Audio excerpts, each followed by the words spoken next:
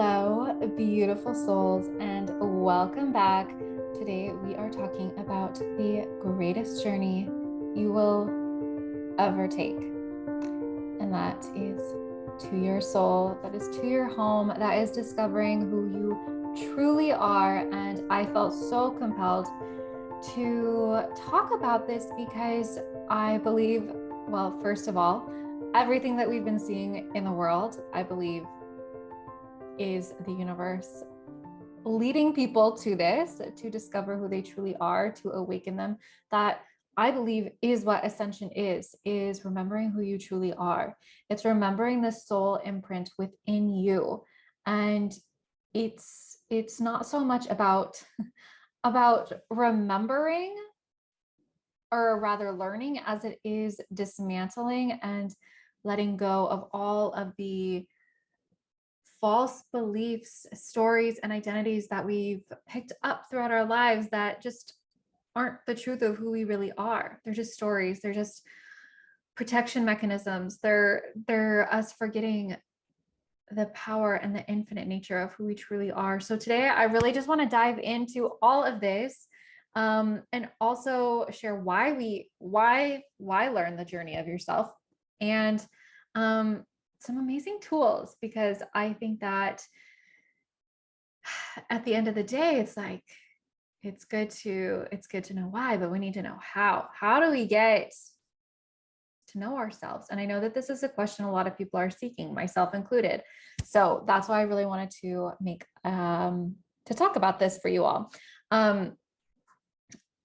Although, as I list all of these things and talk about this, I would really encourage you to, during this entire time, continually be tuning into yourself. So tune into yourself and see what feels resonant in your body. Because really that is my goal. That is my goal, is to lead you to yourself, to your inner wisdom well that is within you. And so anytime that I say something that sparks that within you, that is your reminder, that is your truth within you. And so my goal, truly, I believe that my goal here in this lifetime is to lead people to themselves. It's to lead people to the wisdom within themselves, and thus aid in the ascension process, because I believe that is how we ascend, is learning to know ourselves. Because when we know ourselves, we can't help but live in flow and live in accordance with the divine, because we realize that the divine is within us. We realize that we are an extension of the divine. So yeah, let's dive right in. So Socrates, he once said, knowing yourself is the beginning of all wisdom. And it's so funny because back in my undergrad, before I went to grad school for nutrition, before I became a hypnotherapist, I got my undergrad degree in communication with a minor in business and philosophy. Now, philosophy is kind of the funny one, because, and the one that this made me think of, is because I had zero intention of getting minors in philosophy and business. Those kind of happens later on down the path, but it was actually the funniest thing, because you have to take all of these electives in undergrad, and I just was taking philosophy classes. I was obsessed with philosophy, and not so much like the history aspects, and not even really like, it wasn't even really like the people either, like Descartes and Socrates and Planck and like all of these people, like their theories were fine, like, but if you were to ask me like which one had which theory, I couldn't even remember at this point. What I really loved was the thinking aspect. I loved the deep contemplation aspect of philosophy. I loved twisting my mind into these realms of like completely different ways of thinking. That was why I loved philosophy. And so I kept taking all of these philosophy courses and classes. And then finally, towards like, it was literally like my senior year, my mom was like, do you have a degree in philosophy by now with all of these classes you've taken? And I was like, you know, I should look into this. And lo and behold, I was very close to achieving a minor. So I was like, hey, at this point, I might as well just finish it up, right? So I only needed like a couple more classes and became a philosophy minor. And to this day, again, like I said, it's not necessarily the teachers or the history. It's more so that I just absolutely adore stretching my mind and contemplating these new theories and beliefs. And I believe that's why I am so fascinated in channeling and all of these really like esoteric concepts and spirituality as a whole, is because it's new beliefs and it's new ways of thinking. And I believe that that is one of the greatest tools that we can have right now, is not attaching ourselves to any one way of thinking or belief. And it's been huge in my life. So, all of that aside, something that my guides shared with me, this was just a few days ago. I believe this was in the May message, or no, it was before the May message, maybe the day or two before. I was channeling and my guides were telling me about success in the future. And I shared this in the May message. I think that's why it reminded me of it. So success in the future will not be measured by the amount of money we make, but rather by how embodied one becomes. So, and they went on to say that embodiment, as well as how connected they are to the divine, to themselves, because this is embodied. When we remember who we truly are, we are embodied, and we express this freely within the world. And I believe that this is actually the greatest, at the end of the day, this is also the greatest tragedy that we can experience in our lives, is not knowing who we are. And because when we don't know who we are, why are we here? Why are we here? Why are we doing all of this? And it's so funny that I'm recording this today, because I was literally just having this yesterday. Just yesterday, it was like, why am I here? What am I doing? What am I doing here? And this was a really visceral experience for me yesterday. And so it's like, even though I know deep within my soul, I believe we go through these, it's a continual shedding of the layers that aren't us, so that we can really remember who we actually are. And that's what I was experiencing yesterday. And probably still layers of my Saturn return that I am that I am going through. Which, like, that is what your Saturn return is. It's literally waking you up to realize what your true purpose here is. So anything that isn't in alignment, it's going to feel really awful. But I believe for the majority of people, if you are living in a way that isn't in alignment with your soul's true mission, it is going to feel really awful. Like, that's just the nature of coming to this life, to this world. And here's the thing, I don't know for sure. I don't know for sure, but I do not believe that everyone is going to ascend. Don't believe that everyone in this lifetime is going to reach ascension, reach enlightenment. I believe that we live many souls, many lives.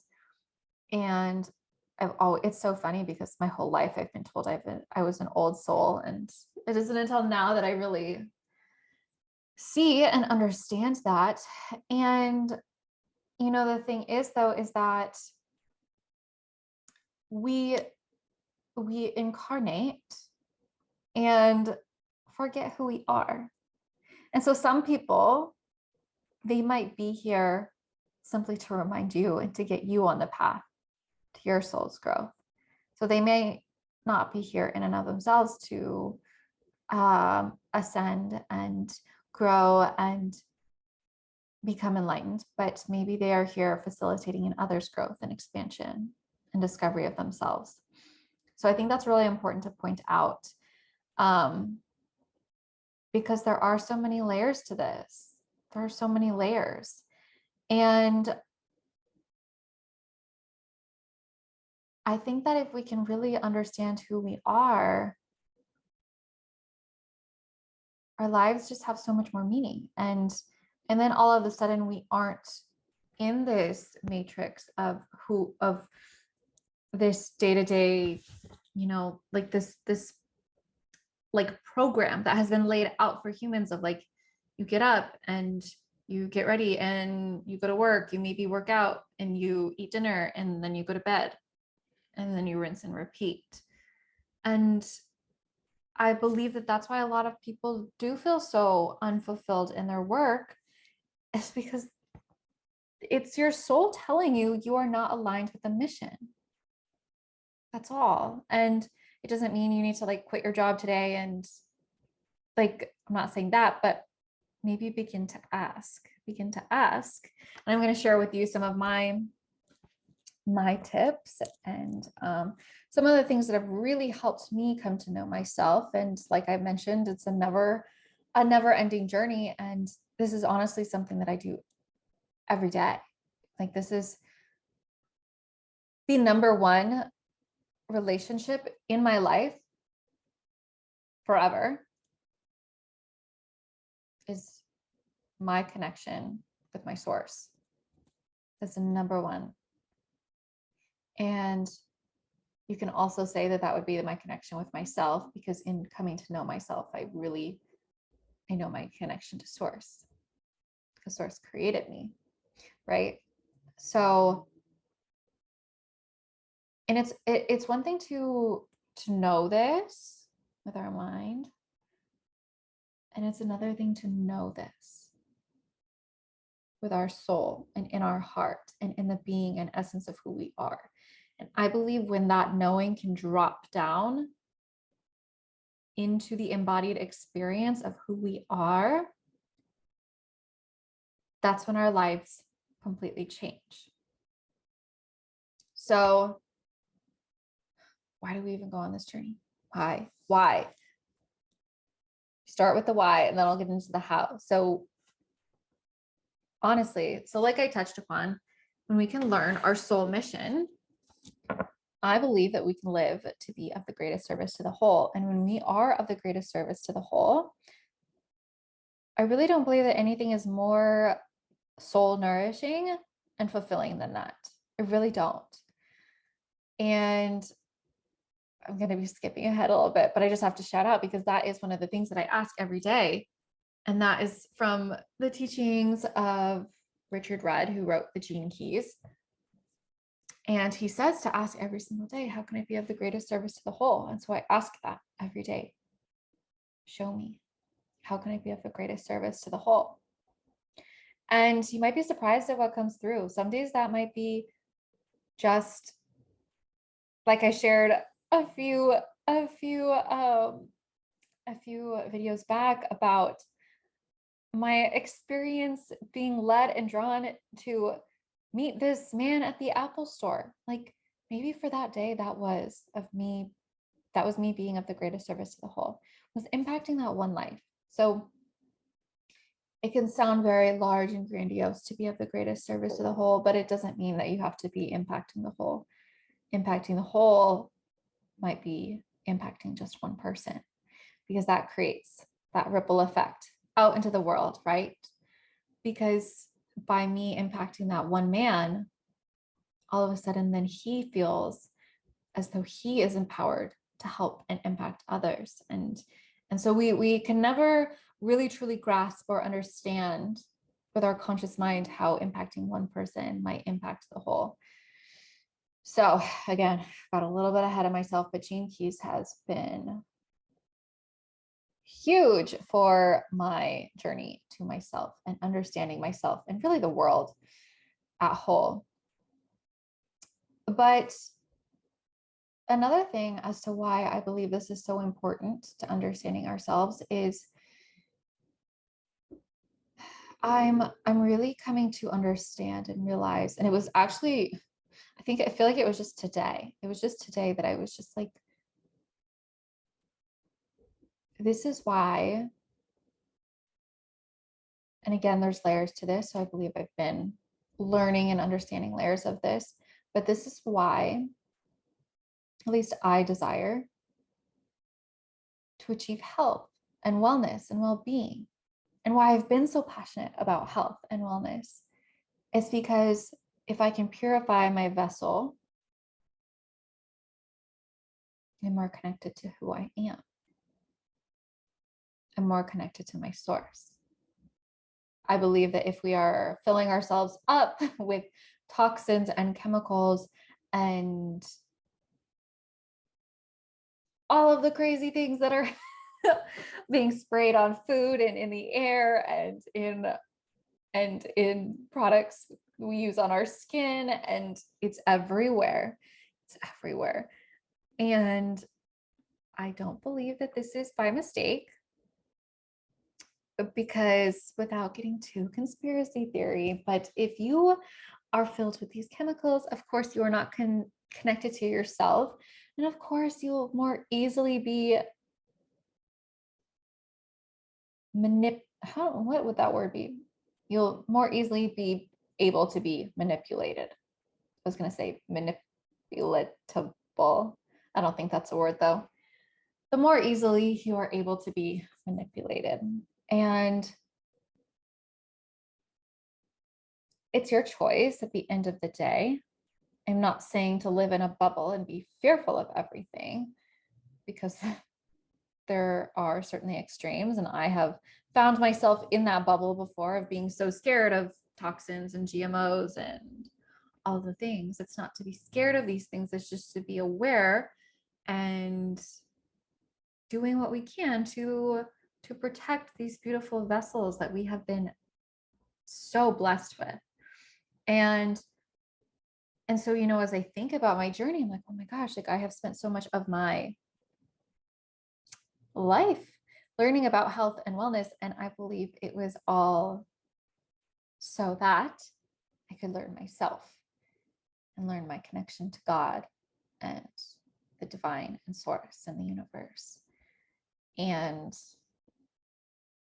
that feels like the greatest teaching. And here's the thing, I'm not saying every day, like I just shared yesterday, I was like, why am I here? What am I doing? And I believe in these moments, if we can really surrender to them, we shed the layers and false illusions. And that's what it's all about.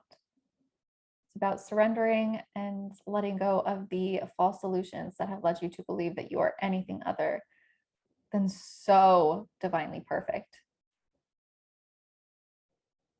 So these are some of the whys.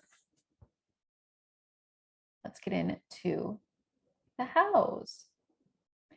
So I'm going to list some of my favorite tools that I have used over the past years. And again, this is a ever continual evolving journey that I am on. I don't believe I will ever stop learning about myself, this world, the universe, God. I believe that is the most important thing. Like I shared, that's the most important thing in my life, is my connection to God. And so I treat it as such. I treat my spirituality and my connection and my spiritual practices are of the utmost importance, because that's the most important relationship in my life, and it always will be. So it's like, and here's the thing too, when we can really cultivate, I believe that if you are seeking to heal any relationships with yourself within your life, it is starting with that. It's starting with yourself, and it's starting with your connection to source. Because when we can become firm in our connections with ourself and source, then our other relationships mirror back to us that level of love and honor and integrity and sacredness. So again, as I dive into these, I would just invite you to tune into your heart, tune into your gut, tune into your soul, and just ask which ones feel good in your body, which ones feel like they would assist and help you. Maybe you've tried some of these, maybe you've tried all of them and more. Maybe you haven't tried any of them.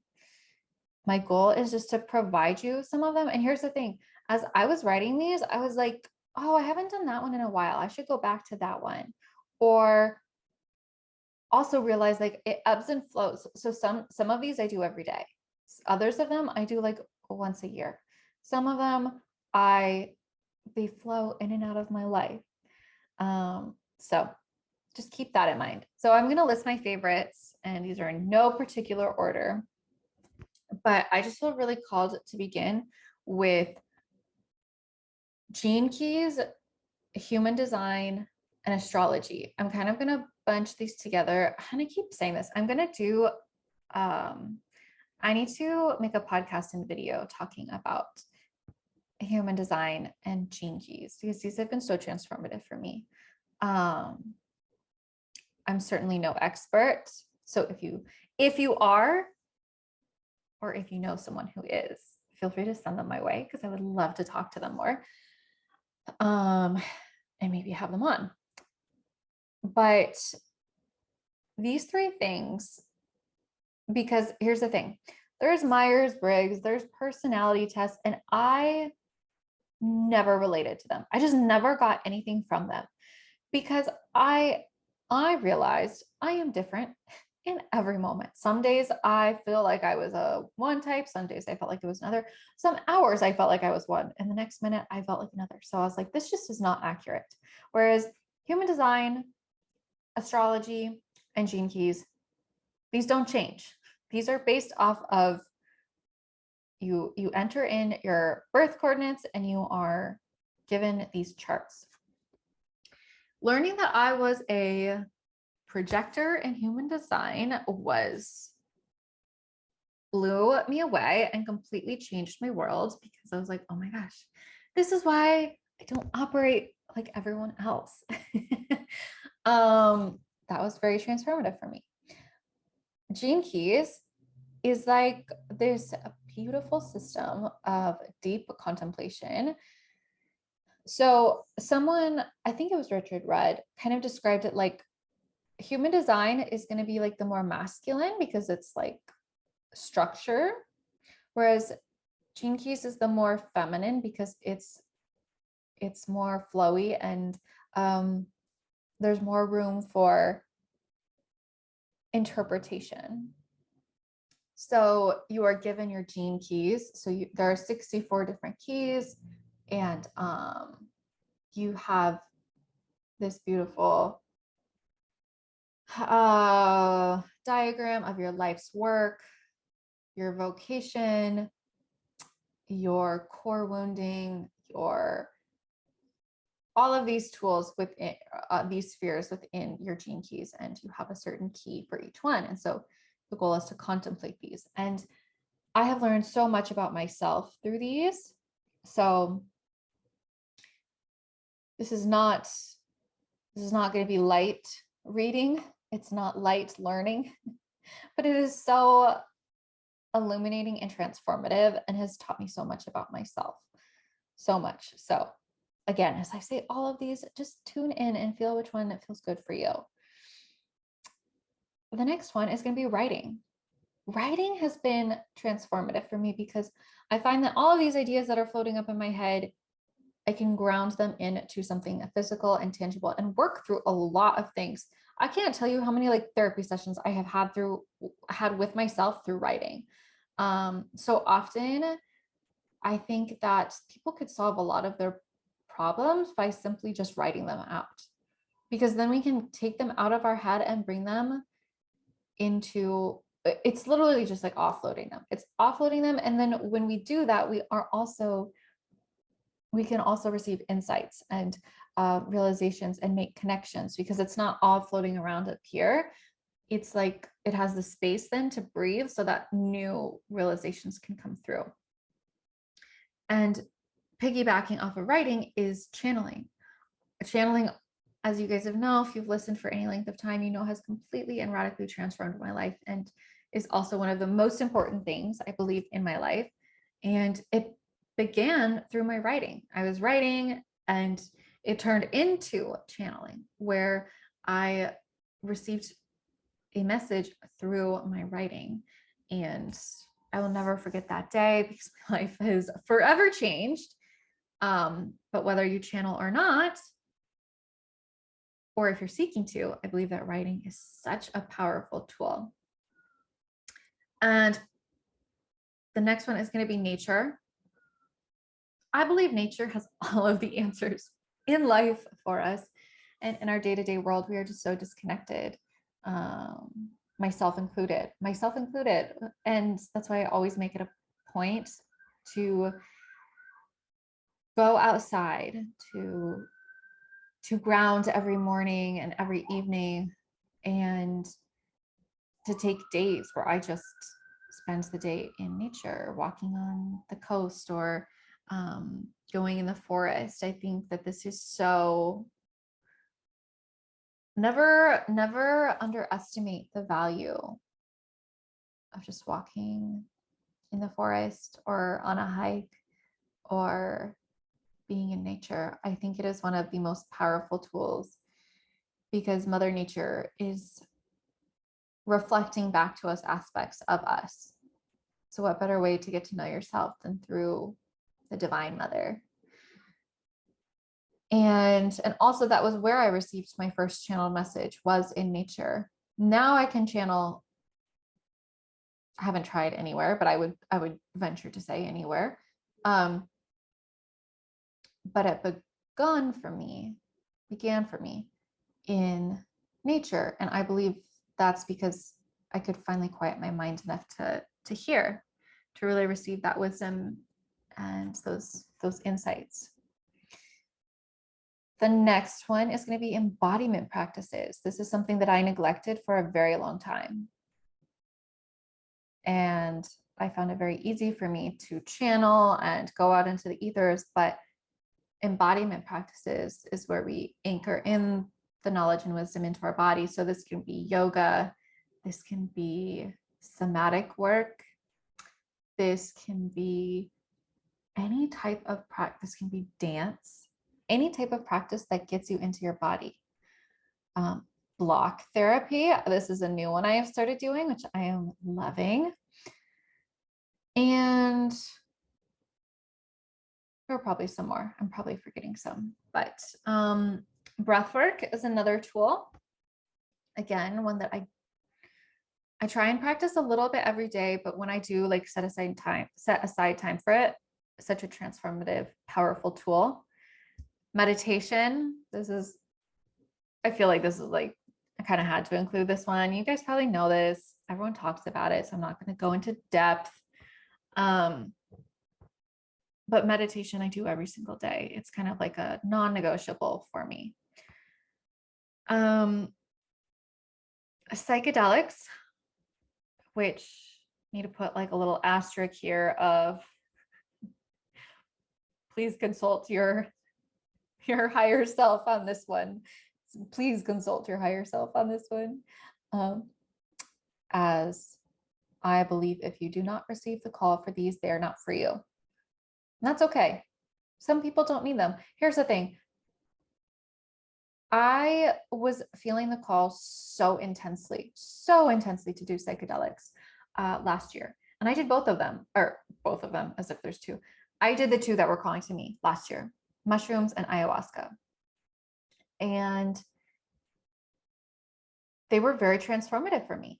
And it was so crazy because after doing ayahuasca, I felt zero call to touch psychedelics for 8 months until just recently. Actually, just like 2 weeks ago, to to get back into mushrooms. And this is always so vulnerable for me to, well, not vulnerable, but I always feel a little bit of like hesitation talking about this.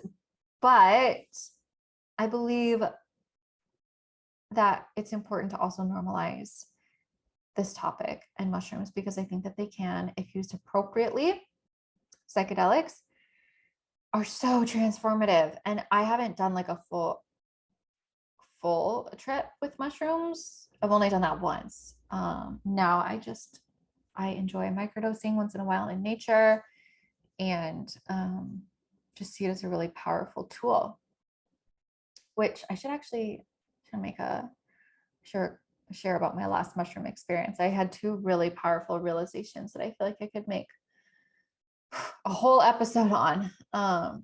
So let me know if that'd be something you're interested in. And then lastly, obviously, I would just say spiritual teachers, like whether it's through books or podcasts or YouTube. I'm going to record. Wow, I need to go back and listen to this because I have said so many times I'm going to record. I should share my favorite spiritual teachers and books that I have had or read. So again, if that's something you're interested in, let me know. But because I'm not going to share them here, it's way too extensive. There's been a lot. I've shared a couple here, like Richard Rudd. But I believe that there are many beautiful spiritual teachers out there. And my only word of advice when seeking a spiritual teacher, whether it's through a book,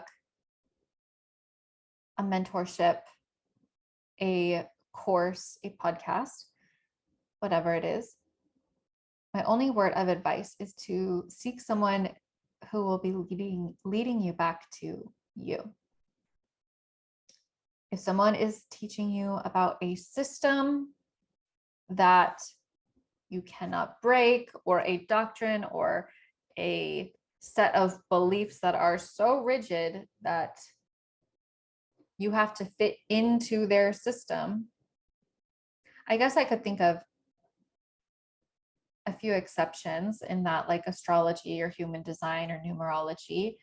But I guess I'm referring to more in terms of like spirituality and like religions and stuff. I was religious for most of my life. I was a really strong Christian. And there's nothing wrong with that. But for me,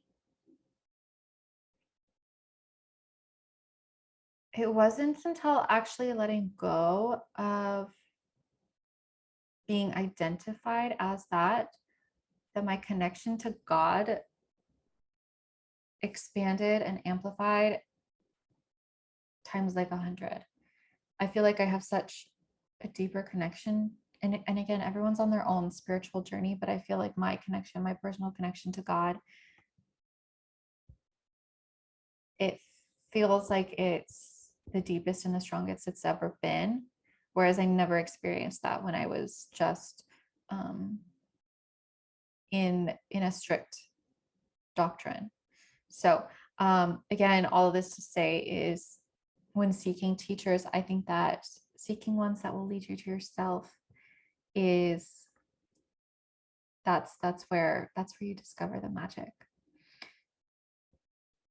And that's my list. Again, I'm sure I probably missed a ton. So if there's something that you have done or you have enjoyed, please feel free to let me know and add it to my list. Come let me know you're listening or watching below, or at Life as a Jasmine Elise.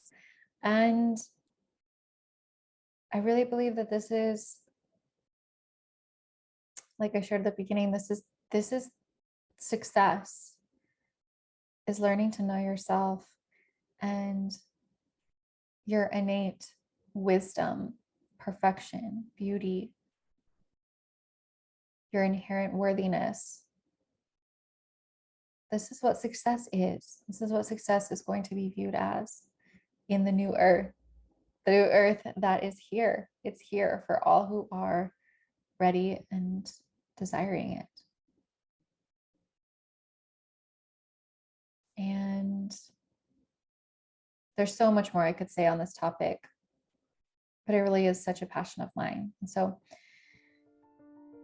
again, let me know your thoughts. Let me know your comments. Let me know what your greatest tools for discovering yourself are. I would love to hear them. And I would love to hear any takeaways or what you plan to move forward with exploring more. And with that, my loves, I am sending you all infinite love.